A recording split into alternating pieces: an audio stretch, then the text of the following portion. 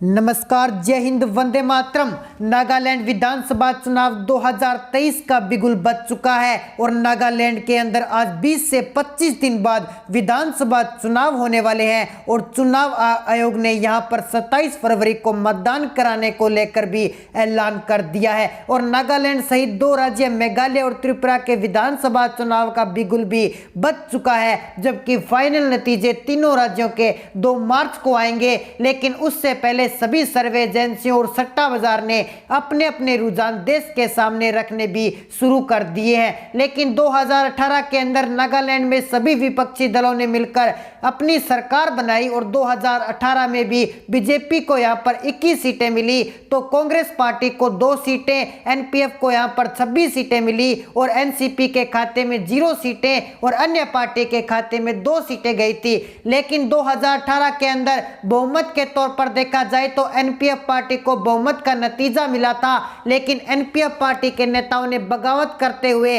अन्य पार्टी के साथ अपने कई विधायकों के समर्थन दे दिया, जिसके बाद सीधे तौर पर बीजेपी और एनडीपी पार्टी अपने सीधे तौर पर सरकार बना ली और 2018 के अंदर सबसे बड़ा झटका एनपीएफ पार्टी को दे दिया था। और अब 2023 के अंदर विधानसभा चुनाव के लिए नागालैंड में सभी राजनीतिक पार्टियों ने अपनी जोरों शोरों से तैयारियां शुरू कर दी है। और इसी बीच कौन सी पार्टी को इस बार जीत मिलने वाली है और 2 मार्च को किसकी बन रही है सरकार, इस पर हमारी टीम ने सर्वे करके जनता जनार्दन के बीच में जाकर उनकी मन की बात को जानने की कोशिश की और उसके हिसाब से कौन सी पार्टी इस बार नागालैंड में एक भव्य जीत हासिल कर रही है और कौन सी पार्टी का पलड़ा भारी होने वाला है, इस पर चर्चा करें। तो उससे पहले अगर आपने अभी तक हमारे चैनल को सब्सक्राइब नहीं किया तो हमारे चैनल को सब्सक्राइब जरूर कर लीजिए, साथ ही बेल आइकन को प्रेस कर दीजिए। अब देखिए हमारी स्पेशल रिपोर्ट। चलिए दोस्तों, शुरुआत करते हैं। सबसे पहले जिले की बात करें, किफरे, यहाँ की 2 विधानसभा सीटें हैं, जिसमें से बीजेपी के खाते में 1 सीट, एनपीएफ के खाते में 1 सीट,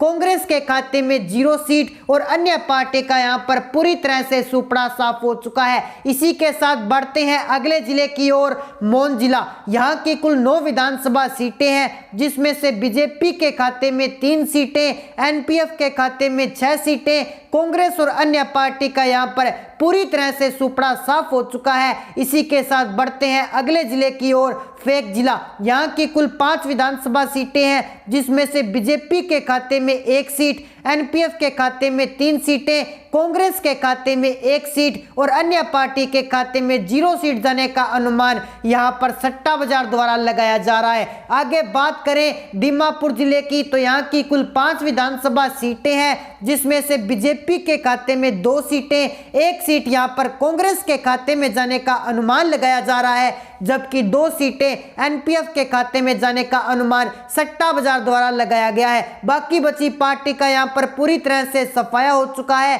आगे बात की जाए कोहिमा जिले की, तो यहां की कुल 7 विधानसभा सीटें हैं, जिसमें से कांग्रेस के खाते में 1 सीट, बीजेपी के खाते में 3 सीटें, 3 सीटें यहां पर एनपीएफ के खाते में जाने का अनुमान सट्टा बाजार द्वारा लगाया जा रहा है, जबकि अन्य पार्टी का यहां पर पूरी तरह से सुपड़ा साफ हो चुका है। अगले जिले की बात की जाए तो तुएनसांग जिला, यहां की कुल 7 विधानसभा सीटें हैं, जिसमें से बीजेपी के खाते में 3 सीटें, एनपीएफ के खाते में भी 3 सीटें, जबकि कांग्रेस पार्टी का यहां पर सफाया हो चुका है। इसी के साथ आगे बात की जाए पेरेन जिले की, तो यहां की कुल 2 विधानसभा सीटें हैं, जिसमें से बीजेपी के खाते में 2 सीटें एनपीएफ के खाते में जाने का अनुमान यहां पर सट्टा बाजार द्वारा लगाया गया है, जबकि बाकी बची पार्टी का यहां पर सुपड़ा साफ हो चुका है। आगे बात की जाए मोकोकचुंग जिले की, तो यहां पर कुल 10 विधानसभा सीटें हैं, जिसमें से बीजेपी के खाते में 5 सीटें, एनपीएफ के खाते में 4 सीटें,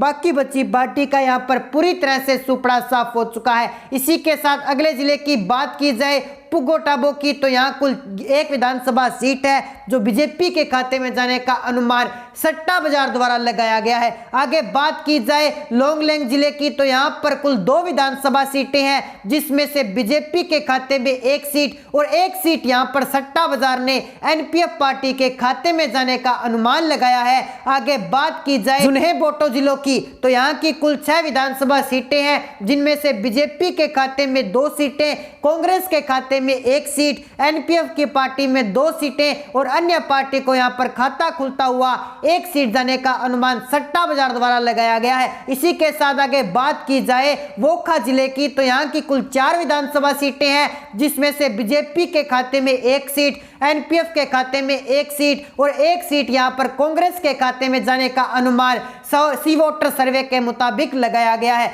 इस सर्वे के मुताबिक कई सर्वे एजेंसियों ने अपने अपने एग्जिट पोल भी देश के सामने भी रखने शुरू कर दिए हैं। इसमें हर जिले के अंदर हर पार्टी को अलग अलग सीटें दिखाई गई है, लेकिन किस पार्टी को कितनी सीटें जा रही है और कौन सी पार्टी को यहां पर भव्य जीत मिलने वाली है और कौन सी पार्टी का पलड़ा भारी होने वाला है, ये तो 2 मार्च को ही पता चलेगा। लेकिन चुनाव से पहले भारतीय जनता पार्टी और एनपीएफ पार्टी और कांग्रेस पार्टी नागालैंड में अपनी पूरी ताकत चुनाव प्रसार में झोंक चुकी है। अब देखना यह होगा इस बार सत्ता की गद्दी पर कौन सी पार्टी विराजमान होगी और कौन सी पार्टी का यहां पर पत्ता कटने वाला है। अगर आप भी नागालैंड के रहने वाले हैं और आप कौन सी पार्टी की तरफ जाना चाहते हैं, वो भी आप हमें कमेंट बॉक्स में जरूर बताएं। भारतीय जनता पार्टी अपना गुजरात वाला मॉडल अब नागालैंड में चलती हुई नजर आ रही है, तो वहीं कांग्रेस पार्टी भी लोक लुभावने वादों से नागालैंड के जनता जनार्दन का दिल जीतना चाहती है। अब देखना ये होगा